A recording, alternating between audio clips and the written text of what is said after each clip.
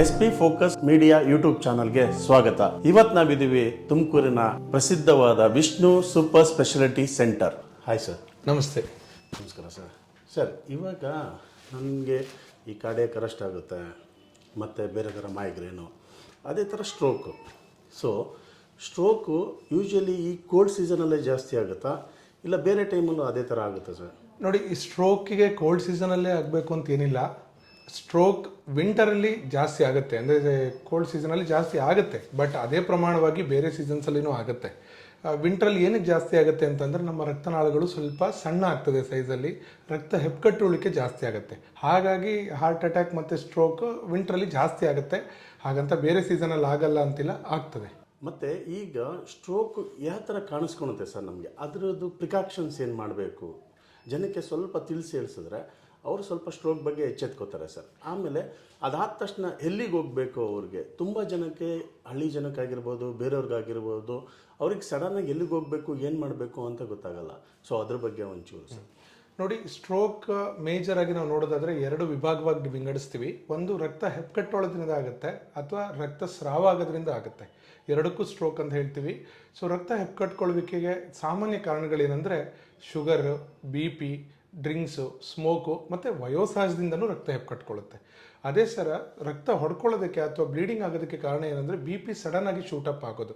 ಎಷ್ಟೋ ಟೈಮಿಂದ BP medicines advice ಮಾಡಿರ್ತಾರೆ, ತೊಗೊಂಡಿರಲ್ಲ, sudden emotional variation ಆಗುತ್ತೆ, ಏನೋ ಒಂದು ವೆಯ್ಟ್ ಲಿಫ್ಟ್ ಮಾಡಿ ಕೆಲಸ ಮಾಡ್ತಿರ್ತಾರೆ, ಎಕ್ಸರ್ಷನ್ ಆಗುತ್ತೆ, ಆವಾಗ ರಕ್ತನಾಳ ಫಟ್ ಅಂತ ಹೊಡ್ಕೊಳ್ಳುತ್ತೆ, ಅದರಿಂದನೂ ಸ್ಟ್ರೋಕ್ ಆಗುತ್ತೆ. ಸೊ ಲಕ್ಷಣಗಳೇನು, ಇದು ಹೇಗಾಗ್ತದೆ ಅಂತಂದರೆ ನಮ್ಮ ಯಾವ ಭಾಗದಲ್ಲಿ ರಕ್ತ ಹೆಪ್ಪುಗಟ್ಟಿದೆ ಅಥವಾ ಬ್ಲೀಡಿಂಗ್ ಇದೆ ಅನ್ನೋ ಆಧಾರಿತವಾಗಿ ನಮಗೆ ಲಕ್ಷಣಗಳು ಕಾಣಿಸ್ಕೊಳ್ತದೆ. ಈಗ ಮುಂಭಾಗದಲ್ಲಿ ಆದರೆ ಸಾಮಾನ್ಯವಾಗಿ ನಮ್ಮ ಬ್ರೈನಲ್ಲಿ ಎರಡು ಭಾಗ ನೋಡ್ತೀವಿ, ಬಲಭಾಗ, ಎಡಭಾಗ. ಸೊ ಬಲಭಾಗದಲ್ಲಿ ಆದರೆ ಏನಾಗ್ತದೆ ಅಂತಂದರೆ ಎಡಗಡೆ ಕೈಕಾಲು ಸ್ವಾಧೀನ ಆಗ್ತದೆ, ಮಾತು ತೊದಲಾಗ್ತದೆ. ನೀವು ನೋಡಿರ್ಬೋದು, ಬಾಯಿ ಓರೆ ಆಗಿರ್ಬೋದು, ಸೊಟ್ಟ ಆಗೋದಿರ್ಬೋದು. ಅದೇ ರೀತಿ ಎಡಭಾಗದಲ್ಲಾದರೆ ಮಾತು ನಾವು ಹೇಳೋದು ಅರ್ಥ ಆಗೋದಿಲ್ಲ, ಮಾತಾಡೋದಿಲ್ಲ. ಅದೇ ರೀತಿ ಹಿಂಭಾಗದ ಮೆದುಳಲ್ಲಾದರೆ ತುಂಬಾ ತಲೆ ಸುತ್ತು, ಸಡನ್ನಾಗಿ ವಾಂತಿ ಆಗೋದು, ಜ್ಞಾನ ವ್ಯತ್ಯಾಸಗಳಾಗೋದು, ಈ ರೀತಿ ಕಾಣಿಸ್ಕೊಳ್ತದೆ. ಸೊ ನಮಗೆ ಪರೀಕ್ಷೆ ಅಂದರೆ ಸ್ಕ್ಯಾನ್ ಮಾಡಿದ್ರೆ ಅದು ರಕ್ತ ಹೆಪ್ಪುಗಟ್ಟಿದೆಯಾ, ಬ್ಲೀಡಿಂಗ್ ಆಗಿದೆಯಾ ಯಾರು ಹೇಳಲಿಕ್ಕಾಗಲ್ಲ. ಒಂದು ಜಡ್ಜ್ ಮಾಡ್ಬೋದು, ಬಿಟ್ಟರೆ ಟ್ರೀಟ್ಮೆಂಟಿಗೆ ಮುಂಚೆ ನಮಗೆ ಸ್ಕ್ಯಾನ್ ಅತ್ಯವಶ್ಯಕ. ಸೊ ಹಾಗಾಗಿ ಹತ್ತಿರದ ಹಾಸ್ಪಿಟ್ಲಿಗೆ ಹೋಗಿ, ನ್ಯೂರಾಲಜಿಸ್ಟ್ ಇದ್ದರೆ ಭಾಳ ಉತ್ತಮ. ಸೊ ಇಮಿಡಿಯೇಟಾಗಿ ಅವರು ನೋಡಿ, ನಿಮ್ಮ ಪರೀಕ್ಷೆಗಳನ್ನ ನೋಡಿಬಿಟ್ಟು ಸಿಮ್ಟಮ್ಸನ್ನು ನೋಡಿ ಇಮಿಡಿಯೇಟಾಗಿ CT ಅಥವಾ MRI ಯಾವುದು ಬೇಕಾಗುತ್ತೆ ಅದು ಮಾಡ್ಕೊಳ್ತಾರೆ. ಅದ್ರ ಮೇಲ್ಗಡೆ ಅದು ರಕ್ತ ಹೆಪ್ಪುಗಟ್ಟಿದ್ರೆ ಭಾಳ ಇಂಪಾರ್ಟೆಂಟ್ ಪಾಯಿಂಟ್ ಇದು. ರಕ್ತ ಹೆಪ್ಪುಗಟ್ಟಿದ್ರೆ ವಿತಿನ್ 4.5 hours ನೀವು ಹೋಗಿದ್ರೆ, ಇನ್ನೂ MRIಲಿ ಅಷ್ಟಾಗಿ ಅದು ರಕ್ತ ಹೆಪ್ಪುಗಟ್ಕೊಳ್ಳೋಕ್ಕೆ ಬದಲಾವಣೆಗಳು ಕಾಣಿಸ್ಕೊಂಡಿಲ್ಲ ಅಂದರೆ ಒಂದು ಇಂಜೆಕ್ಷನ್ ಇದೆ, ಅಂದರೆ ಅದನ್ನು ಥ್ರಾಂಬೋಲೈಸಿಸ್ ಅಂತ ಹೇಳ್ತೀವಿ. ಈಗೆಲ್ಲರಿಗೂ ಅದು ಅವೇರ್ನೆಸ್ ಇದೆ, ಸೋಷಿಯಲ್ ಮೀಡಿಯಾ ಎಲ್ಲದರಿಂದ ಅವೇರ್ನೆಸ್ ಇದೆ. ಸೊ ಆ ಇಂಜೆಕ್ಷನನ್ನು ಕೊಟ್ಟರೆ ನಾವು ಅಟ್ಲೀಸ್ಟ್ ಸ್ಟ್ರೋಕನ್ನು ಆ ಹಂತದಲ್ಲಿ ನಿಲ್ಲಿಸ್ಬೋದು, ಕೆಲವೊಂದು ಭಾಗದಲ್ಲಿ ರಿವರ್ಸನ್ನು ಕೂಡ ಮಾಡ್ಬೋದು. ಸೊ ಟೈಮ್ ಭಾಳ ಇಂಪಾರ್ಟೆಂಟ್ ಆಗ್ತದೆ. ಬ್ಲೀಡಿಂಗ್ ಆದರೆ ಏನು ಕಾರಣಕ್ಕೆ ಬ್ಲೀಡಿಂಗ್ ಆಗಿದೆ, ಸಾಮಾನ್ಯವಾಗಿ BP ವ್ಯತ್ಯಾಸದಿಂದ ಆಗಿರ್ತದೆ. ಅದನ್ನು ನಾವು BP ಕಡಿಮೆ ಮಾಡೋದ್ರಿಂದ, ಮೆದುಳೂತ ಕಡಿಮೆ ಮಾಡೋದ್ರಿಂದ ಟ್ರೀಟ್ಮೆಂಟ್ ಕೊಡಬೇಕಾಗ್ತದೆ. ಈಗ ಸಡನ್ನಾಗಿ ಆಗಿರುತ್ತೆ, ಅದು ಅವ್ರಿಗೂ ಗೊತ್ತಾಗಲ್ಲ, CT ಮಾಡ್ತಾರೆ, ಮತ್ತೆ ಯಾರ ಹತ್ರ ಬರಬೇಕು ಅವರು? ಮತ್ತೆ ಅದೇ ಸ್ಕ್ಯಾನ್ ಮಾಡಿದ ತಕ್ಷಣ ಹತ್ತಿರದ ನ್ಯೂರಾಲಜಿಸ್ಟ್ ಅಥವಾ ಫಿಸಿಷಿಯನ್ ಹತ್ರ ಭೇಟಿ ಮಾಡಬೇಕು. ಅದರಲ್ಲಿ ಕೆಲವೊಂದನ್ನು ನಾವು ಮೆಡಿಸಿನನ್ನೇ ಕೊಟ್ಟು ಗುಣ ಮಾಡ್ಬೋದು, ಕೆಲವೊಂದಕ್ಕೆ ಮಾತ್ರ ಸರ್ಜರಿ ಬೇಕಾಗ್ತದೆ. ಸೊ ಹಾಗಾಗಿ ಇಮಿಡಿಯೇಟಾಗಿ ರಕ್ತ ಹೆಪ್ಪುಗಟ್ಕೊಳ್ಳುವಿಕೆಗೆ ತಿಳಿಯಾದ ಮೆಡಿಸಿನ್ಸ್ನ ಕೊಡಬೇಕಾಗ್ತದೆ. BP ಜಾಸ್ತಿ ಇದ್ದರೆ BP ಕಡಿಮೆ ಮಾಡಲಿಕ್ಕೆ ಮೆಡಿಸಿನ್ಸ್ ಕೊಡಬೇಕಾಗ್ತದೆ. ಜೊತೆಗೆ ಈ ಥರ ಆದಾಗ ಮೆದುಳು ತುಂಬ ಊತ ಆಗ್ತದೆ, ಆ ಊತಕ್ಕೆ ಕೂಡ ಮೆಡಿಸಿನ್ ಕೊಡಬೇಕಾಗ್ತದೆ. ಸ್ಟ್ರೋಕಲ್ಲಿ ಹಲವಾರು ವಿಧ ಇದೆ. Minor stroke, moderate stroke, major stroke ಅಂತ ಹೇಳ್ತೀವಿ. ಮೈನರ್ ಸ್ಟ್ರೋಕ್ ಅಂದರೆ ಪೇಷಂಟ್ಗೆ ಎಚ್ಚರ ಎಲ್ಲ ಚೆನ್ನಾಗಿರ್ತದೆ, ಜಸ್ಟ್ ಬಾಯಿ ಮಾತ್ರ ಓರೆ ಆಗಿರ್ತದೆ, ಸಣ್ಣದಾಗಿ ಸ್ವಲ್ಪ ಗ್ರಿಪ್ಪಿಂಗ್ ಪ್ರಾಬ್ಲಮ್ ಇರ್ಬೋದು, ಕಾಲು ಎತ್ತಲಿಕ್ಕೆ ಸಮಸ್ಯೆ ಆಗ್ಬೋದು. ಅದೇ ಥರ ಮೇಜರ್ ಸ್ಟ್ರೋಕ್ ಆದರೆ ಸಡನ್ನಾಗಿ ಪೇಷಂಟು ಕಾನ್ಷಿಯಸ್ನೆಸ್ನ ಕಳ್ಕೊತಾರೆ. ಸೊ ಹಾಗಾಗಿ ಅವಾಗ ಏನು ನಾವು ಹೇಳೋದನ್ನು ರೆಸ್ಪಾಂಡ್ ಮಾಡೋದಿಲ್ಲ, ಕೈಕಾಲು ಕಂಪ್ಲೀಟ್ ಬಂದ್ ಹೋಗ್ತದೆ. ಈ ಟೈಮಲ್ಲಿ ದಯವಿಟ್ಟು ಬಾಯಿಂದ ನೀರು ಕೊಡೋದಾಗಲಿ ಅಥವಾ ಅದಕ್ಕೆ ಬೇರೆ ರೀತಿಯಾದ ತುರ್ತು ಚಿಕಿತ್ಸೆ ಅಂತ ಮನೇಲೇ ಏನೋ ಒಂದು ಔಷಧಿ ಮಾಡಿ ಕೊಡೋದಾಗಲಿ ಏನೂ ಮಾಡಬಾರ್ದು. ಇಮಿಡಿಯೇಟಾಗಿ ಹಾಸ್ಪಿಟ್ಲಿಗೆ ಬರಬೇಕು. ಅವರಿಗೆ ಫೀಡಿಂಗ್ ಮಾಡಲಿಕ್ಕೆ ತೊಂದರೆ ಆಗ್ತದೆ, ಕೆಲವೊಂದು ಸರಿ ಉಸಿರಾಟಕ್ಕೆ ಕೂಡ ತೊಂದರೆ ಆಗ್ತದೆ, ವೆಂಟಿಲೇಟರ್ ಸಹ ಉಪಯೋಗ ಕೂಡ ಬೇಕಾಗ್ತದೆ ಕೆಲವೊಂದು ಸಾರಿ. ಸೊ ಹಾಗಾಗಿ ಇಮಿಡಿಯೇಟಾಗಿ ಹಾಸ್ಪಿಟ್ಲಿಗೆ ಬರಬೇಕು, ಅದು ಮೇಯ್ನ್. ಸೊ ಈಗೇನಾಗಿದೆ, ಹಳ್ಳಿ ಕಡೆ ಈಗಲೂ ಸಹ ಈ ಜನ್ರೇಷನ್ಲಿನೂ ಸಹ ಇಷ್ಟೊಂದು ಅಡ್ವಾನ್ಸಸ್ ಆಗಿದೆ. ಈಗ AI ಅಂತ ಹೇಳ್ತೀವಿ, ಅದರದ್ದೆಲ್ಲ ಉಪಯೋಗ ಬರ್ತಿದೆ ಮೆಡಿಕಲ್ ಫೀಲ್ಡಲ್ಲಿ. ಈಗಲೂ ಸಹ ಸ್ಟ್ರೋಕ್ ಅಂತ ಪದ ಕೇಳಿದ ತಕ್ಷಣ ನಾಟಿ ಅಂಥೇಳಿ ಊರಿಂದ ಊರಿಗೆ, ಹಳ್ಳಿಯಿಂದ ಹಳ್ಳಿಗೆ ಅಲಿಯುವಂಥದ್ದು ನೋಡಿದ್ದೀವಿ. ಎಷ್ಟೋ ಸರಿ ನಮ್ಮ ಹಾಸ್ಪಿಟಲ್ಗಳಲ್ಲಿ ಸಹ ಎಲ್ಲ ಕಡೆ ಬರ್ತಾರೆ, ಸ್ಟ್ರೋಕ್ ಅಂತ ಹೇಳ್ತೀವಿ, ಹೌದಾ ನಾಟಿಗೆ ಹೋಗ್ತೀವಿ ನಾವು ಅಂತ ಹೋಗ್ತಾರೆ. ಎಷ್ಟೋ ಸರಿ 2 ಸರಿ 3 ಸರಿ ಈ ಥರ ಸ್ಟ್ರೋಕ್ ಆಗ್ತದೆ. ನಾಟಿಲಿ ಏನಾಗ್ತದೆ, ಕಾರಣ ಏನು ಅಂತ ತಿಳ್ಕೊಬೇಕು ನಮಗೆ ಬೇಸಿಕಲಿ. ಇದಕ್ಕೆ ಯಾಕೆ ಆಯಿತು, ರಕ್ತ ಹೆಪ್ಪುಗಟ್ಟಿ ಆಯಿತಾ, ಬ್ಲೀಡಿಂಗ್ ಆಯಿತಾ, ಇದನ್ನು ನಾವು ತಿಳ್ಕೊಳ್ಳೋದಲ್ಲೇ ಇದ್ದರೆ ಮುಂದೆ ನಾವು ಅದನ್ನು ಪ್ರಿವೆಂಟ್ ಮಾಡಲಿಕ್ಕೆ ಆಗಲ್ಲ. ಅದನ್ನು ಪ್ರಿವೆಂಟ್ ಮಾಡಲಿಲ್ಲ, ಈಗಷ್ಟೇ ನೋಡ್ಕೊಂಡ್ವಿ ಅಂದರೆ ಮತ್ತೆ ಸಹ ಆಗ್ಬೋದು. ತೊಂದರೆಗಳು ಜಾಸ್ತಿ ಮಾಡಿಕೊಂಡು ವಾಪಸ್ ಬಂದವರು ಇದ್ದಾರೆ ಹೋಗಿ ಟ್ರೀಟ್ಮೆಂಟ್ ತಗೊಳ್ಳದೆ. ಸೊ ಹಾಗಾಗಿ ದಯವಿಟ್ಟು ಇದನ್ನು ನೆಗ್ಲೆಕ್ಟ್ ಮಾಡಬೇಡಿ.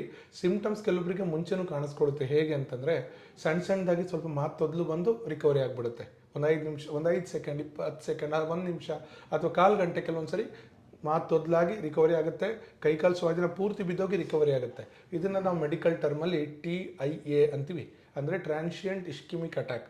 ಇದರ ಅರ್ಥ ಡೆಫಿನೆಟಿವ್ ಆಗಿ ಅವ್ರಿಗೆ ನೆಕ್ಸ್ಟ್ ಒಂದು 30 ಡೇಸ್ ಅಥವಾ ನೆಕ್ಸ್ಟ್ ಫ್ಯೂ ಮಂತ್ಸಲ್ಲಿ ಸ್ಟ್ರೋಕ್ ಹೈ ರಿಸ್ಕ್ ಇರುತ್ತೆ. ಎಲ್ಲೋ ಒಂದು ರಕ್ತ ಸಂಚಲನೆಯಲ್ಲಿ ಹಾರ್ಟಿಂದ ಮೆದುಳಿಗೆ ರಕ್ತನಾಳ ಹೆಪ್ಪುಕಟ್ಕೊಂಡಿರ್ತದೆ, ಅಲ್ಲಿಂದ ಸಣ್ಣದಾಗಿ ರಕ್ತ ಹೆಪ್ಪುಕಟ್ಟಿರೋದು ಹೋಗಿ ತೊಂದರೆ ಮಾಡಿ ಕರ್ಗೋಗಿರುತ್ತೆ ತಾನೇ, ಬಟ್ ಮತ್ತೆ ಅದು ಆಗಲ್ಲ ಅಂತ ಹೇಳೋಕ್ಕಾಗಲ್ಲ. ಸೊ ಹಾಗಾಗಿ ಆ ಥರ ಲಕ್ಷಣಗಳು ಕಂಡ್ರೆ ದಯವಿಟ್ಟು ನೆಗ್ಲೆಕ್ಟ್ ಮಾಡಬೇಡಿ. ಹತ್ತಿರದ ಹಾಸ್ಪಿಟ್ಲಲ್ಲಿ ತೋರಿಸ್ಕೊಂಡು ಅದಕ್ಕೆ ಬೇಕಾಗಿರುವಂಥ ಟೆಸ್ಟ್ಗಳನ್ನ ಮಾಡಿ ಟ್ರೀಟ್ಮೆಂಟ್ ತೊಗೊಳ್ಬೇಕು. ಆದಮೇಲೆ ಅನುಭವಿಸೋದಿದ್ದೇ ಇದೆ, ಆಗೋದನ್ನು ತಡೆಯೋದು ಭಾಳ ಇಂಪಾರ್ಟೆಂಟು. ಓಕೆ, ಈ ಮಕ್ಕಳಲ್ಲೂ ಈ ಥರ ಸ್ಟ್ರೋಕ್ ಆಗೋ ಚಾನ್ಸಸ್ ಇದೆಯಾ ಸರ್?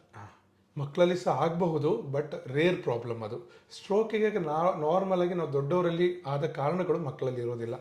ಮಕ್ಕಳಲ್ಲಿ ಶುಗರ್ ಇರೋದಿಲ್ಲ, BP ಇರೋದಿಲ್ಲ, ಅಭ್ಯಾಸಗಳಿರೋದಿಲ್ಲ, ರೇರ್ ಪ್ರಾಬ್ಲಮ್ಸ್ ಆಗ್ತದೆ. ಕೆಲವೊಬ್ಬರಿಗೆ ರಕ್ತದಲ್ಲಿ ವ್ಯತ್ಯಾಸಗಳು, ಅಂದರೆ ಥ್ಯಾಲಸೀಮಿಯಾ ಅಂತೀವಿ, ಹಿಮೋಗ್ಲೋಬಿನೋಪತೀಸ್ ಅಂತೀವಿ, ಈ ಥರದಲ್ಲಿ ಆಗ್ತದೆ. ಕೆಲವೊಬ್ಬರಿಗೆ ರಕ್ತನಾಳ ಮಾರ್ಪಾಡಾಗಿ ಬೆಳವಣಿಗೆ ಆಗಿರ್ತದೆ. ಕೆಲವೊಂದು ಸರಿ ಏಟು ಬಿದ್ದರೆ ಸಡನ್ನಾಗಿ ಆ ರಕ್ತನಾಳಗಳು ಹೊಡ್ಕೊಳ್ತದೆ, ಅದರಿಂದ ಆಗ್ತದೆ. ಕೆಲವೊಂದು ಸರಿ ಸಣ್ಣದಾಗಿ ಜೆನೆಟಿಕ್ ಪ್ರಾಬ್ಲಮಿಂದ ಏನಾಗುತ್ತೆ, ಮೆದುಳಿಗೆ ಹೋಗೋ ರಕ್ತನಾಳಗಳು ಸಣ್ಣದಾಗಿ ಬೆಳವಣಿಗೆ ಆಗಿರ್ತದೆ, ಅದರಿಂದನೂ ಸ್ಟ್ರೋಕ್ ಆಗ್ತದೆ. ಸೊ ಕಾರಣಗಳು ಬೇರೆ ಆಗಬಹುದು. ಸೊ ಹಾಗಾಗಿ ಅದು ಕೂಡ ನೆಗ್ಲೆಕ್ಟ್ ಮಾಡಬಾರ್ದು. ನಿಮ್ಮ ಪ್ರಕಾರ ಏನು ಅಂತ ಹೇಳಿದ್ರೆ, ಸ್ಟ್ರೋಕ್ ಅಂತ ಆದ ತಕ್ಷಣ ಇಮ್ಮಿಡಿಯೇಟ್ ಹಾಸ್ಪಿಟ್ಲಿಗೆ ಬರಬೇಕು, ಅಲ್ಲಿ ಟ್ರೀಟ್ಮೆಂಟ್ ತೊಗೋಬೇಕು, BP ವೇರಿಯೇಷನ್ಸ್ ಇದ್ದರೆ ಅದು ಟ್ಯಾಬ್ಲೆಟ್ಸ್ ತೊಗೋಬೇಕು. ಸೊ ನೆಕ್ಸ್ಟು ಪ್ರಿಕಾಕ್ಷನ್ ಏನು ಮಾಡಬೇಕು ಅದನ್ನು ಮಾಡಬೇಕು. ಅದು ನೆಗ್ಲೆಕ್ಟ್ ಮಾಡಿದ್ರೆ ಸೊ ನೆಕ್ಸ್ಟ್ ಏನಾಗ್ಬೋದು ಸರ್ ಅದು ನೆಗ್ಲೆಕ್ಟ್ ಮಾಡೋದು? ಓಕೆ, ನೋಡಿ, ಈಗ ಕೆಲವೊಂದು ಸರಿ ಏನಾಗ್ತದೆ, ಹಾಸ್ಪಿಟ್ಲಿಗೆ ಇಮಿಡಿಯೇಟಾಗಿ ಬರೋದಿಲ್ಲ ಟೆನ್ಷನ್ಗೆ. 1 ದಿನ 2 ದಿನ 3 ದಿನ ಅಲ್ಲಿ ಇಲ್ಲಿ ಸುತ್ತಾಡಿ ಹಳ್ಳಿಗಳಲ್ಲಿ ಅದು ಇದು ಕೇಳಿಕೊಂಡು ನಾಟಿ ಔಷಧಿಗಳನ್ನು ತಗೊಂಡು ಬರ್ತಾರೆ. ಯಾವಾಗ ವೀಕ್ನೆಸ್ಸು ತುಂಬ ಸಿವಿಯರ್ ಆಗಿರ್ತದೆ, ನಮಗೆ ರಿವರ್ಸ್ ಮಾಡಲಿಕ್ಕೆ ಭಾಳ ಕಷ್ಟ. ಎಷ್ಟು ಬೇಗ ಬರ್ತಾರೆ, ವಿತಿನ್ 3 ಅವರ್ಸ್ 4 ಅವರ್ಸ್ ಆ ಇಂಜೆಕ್ಷನ್ ಉಪಯೋಗ ಪಡ್ಕೊಂಡು ಎಷ್ಟೋ ಜನ ವಿತಿನ್ 3-5 ಡೇಸ್ ಕಂಪ್ಲೀಟ್ ವೀಕ್ನೆಸ್ ಇದ್ದವ್ರು ನಡ್ಕೊಂಡು ಹೋಗಿದ್ದಾರೆ.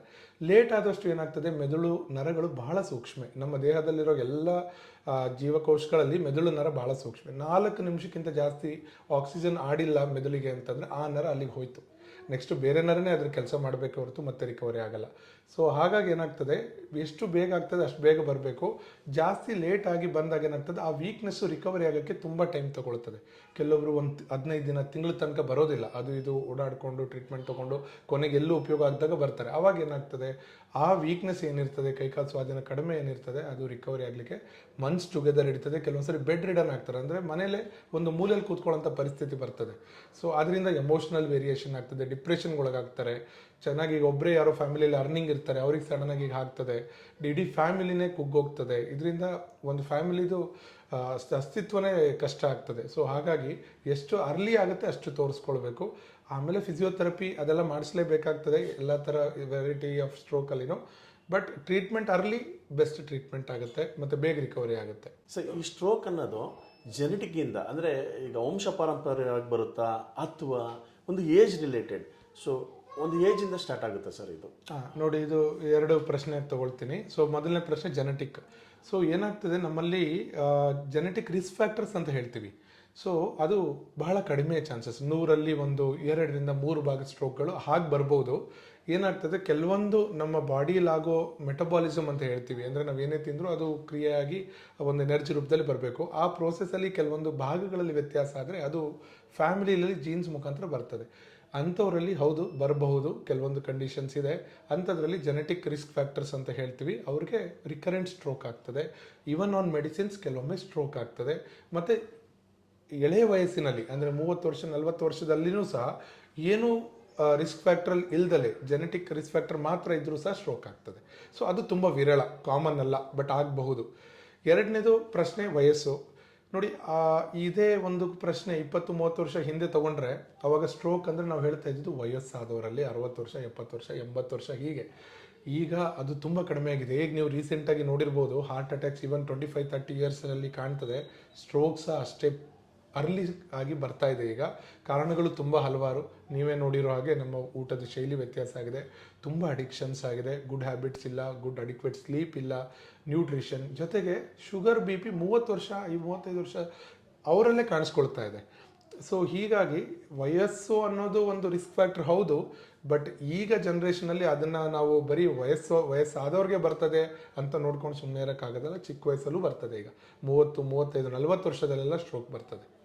ಸರ್ ಇದಕ್ಕೇನ ಪರ್ಟಿಕ್ಯುಲರ್ ಅಂದರೆ ಈಗ ಸ್ಟ್ರೋಕ್ ಆಗ್ಬೋದು ಅನ್ನೋದೇನ ಇದ್ದಾಗ ಅದಕ್ಕೇನ ಒಂದು ನೋಡೋದಕ್ಕೆ ಅಂದರೆ ಈಗ ನಾವೇನು ಹೇಳ್ತೀವಿ, ಈಗ ಡಯಾಗ್ನೋಸ್ ಏನಾರ ಮಾಡ್ಬೋದಾ ಸರ್ ಇದ್ರ ಬಗ್ಗೆ? ಅದೇ ಸರ್, ನಾನು ಹೇಳಿದ್ನಲ್ಲ ನಿಮಗೆ, ಕೆಲವೊಂದು ಲಕ್ಷಣಗಳು ಕಂಡು ಬಂದರೆ, ಈಗ ಸ್ವಲ್ಪ ಹೊತ್ತು ಬಂದು ಮಾತು ತೊದಲಾಗಲಿ, ಕೈ ಸ್ವಾಧೀನ ವ್ಯತ್ಯಾಸ ಆಗೋದಾಗಲಿ, ಅದು ಬಂದು ಹೋಗಿದ್ರೆ, ಮತ್ತು ತುಂಬ ಹೈ ರಿಸ್ಕ್ ಫ್ಯಾಕ್ಟರ್ಸ್ ಅಂತ ಹೇಳ್ತೀವಿ, ಅನ್ಕಂಟ್ರೋಲ್ಡ್ ಶುಗರ್ಸು, ಬ್ಲಡ್ ಪ್ರೆಷರು, ಮತ್ತು ಅಡಿಕ್ಷನ್ಸ್ ಅದೆಲ್ಲ ಇದ್ದಾಗ ಏನಾಗುತ್ತೆ, ನಾವು ರುಟೀನಾಗಿ ಕೆಲವೊಂದು ನೆಕ್ ವೆಸಲ್ ಡಾಪ್ಲರ್ ಅಂತ ಮಾಡ್ತೀವಿ, Doppler scan. So cardiac checkup ಮಾಡ್ತೀವಿ, ಅದೇ ಥರ ಡಾಪ್ಲರ್ ಸ್ಕ್ಯಾನ್ ಮಾಡ್ತೀವಿ. ಅದರಲ್ಲಿ ಏನಾಗ್ತದೆ, ನಮಗೆ ರಕ್ತನಾಳಗಳು ಮೆದುಳಿಗೆ ಸಪ್ಲೈ ಮಾಡೋದ್ರಲ್ಲಿ ಏನಾದರೂ ಹೆಪ್ಪುಗಟ್ಕೊಳ್ಳಿಕ್ಕೆ ಜಾಸ್ತಿ ಇದೆಯಾ ನೋಡಬೇಕಾಗ್ತದೆ. ನಮಗೆ CT ಬ್ರೈನ್ ಅಥವಾ MRI ಬ್ರೈನ್ ಮಾಡಲಿಕ್ಕೆ ಸ್ಪೆಸಿಫಿಕ್ ಇಂಡಿಕೇಶನ್ಸ್ ಇದೆ. ಜಸ್ಟ್ ನಮಗೆ ಸ್ಟ್ರೋಕ್ ಆಗಬಹುದಾ ಮುಂಚೆ ಅಂತ ನೋಡಲಿಕ್ಕೆ ಅದು ಉಪಯೋಗ ಆಗಲ್ಲ. ಆಗಿರೋ ಲಕ್ಷಣಗಳು ಅಥವಾ ಆಗಿ ಇಂಪ್ರೂವ್ಮೆಂಟ್ ಆಗಿರೋ ಲಕ್ಷಣಗಳಿದ್ರೆ ಮಾಡಲೇಬೇಕಾಗ್ತದೆ. ಸೊ ಡಾಪ್ಲರ್ ಮತ್ತು ಕೆಲವೊಂದು blood test, especially lipid profile ಅಂದರೆ cholesterol related, sugars, kidney functions, heart checkup, ಇಷ್ಟನ್ನ ರೆಗ್ಯುಲರಾಗಿ ಆ್ಯನ್ಯುಯಲಿ ಚೆಕಪ್ ಮಾಡ್ಕೊಳ್ತಾ ಇದ್ದರೆ ನಾವು ಅದನ್ನು ಕಂಟ್ರೋಲಲ್ಲಿ ಇಡೋದ್ರ ಮುಖಾಂತರ ಸ್ಟ್ರೋಕ್ ರಿಸ್ಕನ್ನು ಕಡಿಮೆ ಮಾಡಬಹುದು. ಈಗ ಫುಡ್ ಅಂತ ಹೇಳಿದ್ರೆ, ಆ ಫುಡ್ಡಲ್ಲಿ ವ್ಯತ್ಯಾಸ. ಈಗ ನಾವು ವೆಜಿಟೇರಿಯನ್ನು ನಾನ್ ವೆಜಿಟೇರಿಯನ್ ಅಂತ ಹೇಳಿದೆ.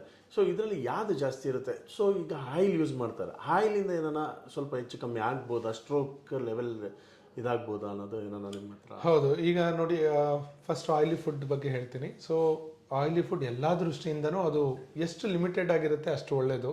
ಸೊ ಎಸ್ಪೆಷಲಿ ಆಲಿವ್ ಆಯಿಲ್ ಅಂತ ಹೇಳ್ತೀವಿ, ಅದು ಸ್ವಲ್ಪ ಹೆಲ್ತಿ ಡಯಟ್. ಸೊ ಬೇಸಿಕಲಿ ನಮಗೆ ರಿಪೀಟೆಡ್ ಆಗಿ ಯೂಸ್ ಆದಂಥ ಆಯಿಲ್ ಅಂಶದಲ್ಲಿ ಮಾಡಿದರೆ ರಿಸ್ಕ್ ಜಾಸ್ತಿ ಆಗ್ತದೆ ಕೊಲೆಸ್ಟ್ರಾಲ್ದು. ಸೊ ಈಗ ಕೆಲವೊಂದ್ಸರಿ ಹೊರಗಡೆ ಊಟ ಮಾಡೋದಿರ್ಬೋದು, ಅದು ಗೊತ್ತಿಲ್ಲ ಹೇಗೆ ರೆಡಿ ಮಾಡಿರ್ತಾರೆ, ಹೇಗೆ ಕೆಲವೊಂದ್ಸರಿ ಬಳಸಿರೋ ಎಣ್ಣೆನೇ ಬಳಸ್ತಾರೆ ಫುಡ್ಡಿಗೆ. ಸೊ ಆಗ ಅದು ನ್ಯೂಟ್ರಿಟಿವ್ ವ್ಯಾಲ್ಯೂ ಕಡಿಮೆ ಆಗೋದ್ರ ಜೊತೆ ರಿಸ್ಕ್ ಡಬಲ್ ಆಗ್ತದೆ ನಮಗೆ. ಸೊ ಹಾಗಾಗಿ ಎಲ್ಲನೂ ಒಂದು ಮಿತಿಯಾಗಿ ಬಳಸಬೇಕಾಗ್ತದೆ. ಜೊತೆಗೆ ವೆಜಿಟೇರಿಯನ್, ನಾನ್ ವೆಜಿಟೇರಿಯನ್ ಅಂತ ಬಂದಾಗ ನೋಡಿ, ಇದು ವೆಜಿಟೇರಿಯನ್ಸಲ್ಲಿ ರಿಸ್ಕ್ ಅಂತ ಹೇಳೋದಕ್ಕಿಂತ ಹೆಚ್ಚಾಗಿ ಕೆಲವೊಂದು ಪ್ರಮಾಣದ ನ್ಯೂಟ್ರಿಷನ್ಸ್ ಕಡಿಮೆ ಇರ್ತದೆ, ಬಟ್ ಅದನ್ನು ಬೇರೆ ರೂಪದಲ್ಲಿ ಅವ್ರು ಬ್ಯಾಲೆನ್ಸ್ ಮಾಡ್ಬೋದು. ಈಗ B12 ಅನ್ನೋದು ನಮಗೆ ಬಹಳ ಇಂಪಾರ್ಟೆಂಟ್ ವಿಟಮಿನ್, ನರ ದೃಷ್ಟಿಯಿಂದ B12 ಎಲ್ಲದಕ್ಕೂ ಇಂಪಾರ್ಟೆಂಟ್. ಸೊ ವೆಜಿಟೇರಿಯನ್ ಫುಡ್ಡಲ್ಲಿ ಸ್ವಲ್ಪ ಕಡಿಮೆ. ಈಗ ಎಗ್ಗು ಸಹ ತಿನ್ನಲ್ಲ ಅನ್ನೋರು ಸ್ವಲ್ಪ ಡೈರಿ ಪ್ರಾಡಕ್ಟ್ಸ್ನ ಹೆಚ್ಚಿಗೆ ಬಳಸ್ಬೋದು. ಲೆಗ್ಯೂಮ್ಸ್ ಅಂತ ಹೇಳ್ತೀವಿ, ರೂಟ್ಸ್ ಅಂತ ಹೇಳ್ತೀವಿ, ಅದರಲ್ಲಿ ಸಹ B12 ಜಾಸ್ತಿ ಇರ್ತದೆ. ಸೊ ಅದರಿಂದ ಅವರು ಕಾಂಪನ್ಸೇಟ್ ಮಾಡಬಹುದು. ಸೊ ನಾನ್ ವೆಜ್ಜು ಅಷ್ಟೇ, ಎಕ್ಸೆಸ್ ಆಗಿ ತಿನ್ನೋದ್ರಿಂದ B12 ಬಂತು, ನನಗೆ ರಿಸ್ಕ್ ಕಡಿಮೆ ಆಯಿತು ಅಂತಲ್ಲ, ಅದು ಕೂಡ ಲಿಮಿಟೆಡಲ್ಲಿ ತೊಗೋಬೇಕು. ವಾರದಲ್ಲಿ 1 ಸರಿ 2 ಸರಿ ಲಿಮಿಟೆಡ್ ಪ್ರೋಟೀನ್ಗೋಸ್ಕರ ನಾವು ತೊಗೋಬೇಕಾಗ್ತದೆ. ಫ್ಯಾಟ್ ಅಂಶ ಸ್ವಲ್ಪ ಅದು ರೆಡ್ ಮೀಟಲ್ಲಿ ಜಾಸ್ತಿ ಇರ್ತದೆ ಎಗೈನ್. ಸೊ ಬ್ಯಾಲೆನ್ಸ್ಡ್ ಡಯಟ್ ಅಂತ ಹೇಳ್ತೀವಿ, ಯಾವುದು ಹೆಚ್ಚು ಯಾವುದು ಕಡಿಮೆ ಅನ್ನೋದಕ್ಕಿಂತ ಹೆಚ್ಚಾಗಿ ಎಲ್ಲ ನ್ಯೂಟ್ರಿಟಿವ್ ವ್ಯಾಲ್ಯೂ ಕರೆಕ್ಟಾಗಿ ಸಿಗುವಂಥ ಫುಡ್ ಸೇವಿಸಬೇಕು. ಸೊ ವೆಜಿಟೇರಿಯನ್ನಲ್ಲಿ ರಿಸ್ಕ್ ಜಾಸ್ತಿ ಅಂತ ಹೇಳೋದಕ್ಕಿಂತ ಈ ನ್ಯೂಟ್ರಿಟಿವ್ ಕೆಲವೊಂದು ಅಂಶಗಳು ವ್ಯತ್ಯಾಸ ಆಗಿದ್ದರಿಂದ ಸ್ವಲ್ಪ ಕಾಣ್ತೀವಿ ಕೆಲವೊಬ್ಬರಲ್ಲಿ, ಬಟ್ ಅದೊಂದೇ ಕಾರಣದಿಂದ ಆಗ್ತದೆ ಅಂತ ಹೇಳಲಿಕ್ಕಾಗಲ್ಲ. B12 ಈಸ್ ಇಂಪಾರ್ಟೆಂಟ್ ಅಂತ ನಿಮ್ಮ ಒಂದು ಹೇಳ್ತಾ ಇದ್ದೀರಾ. ಓಕೆ, ತುಂಬ ಥ್ಯಾಂಕ್ ಯು ಸರ್. ಇದೇ ಥರ ಹೆಲ್ತ್ ಟಿಪ್ಸ್ ಬೇಕು ಅಂತ ಹೇಳಿದ್ರೆ ಈ ಚಾನಲ್ನ ಫಾಲೋ ಮಾಡಿ.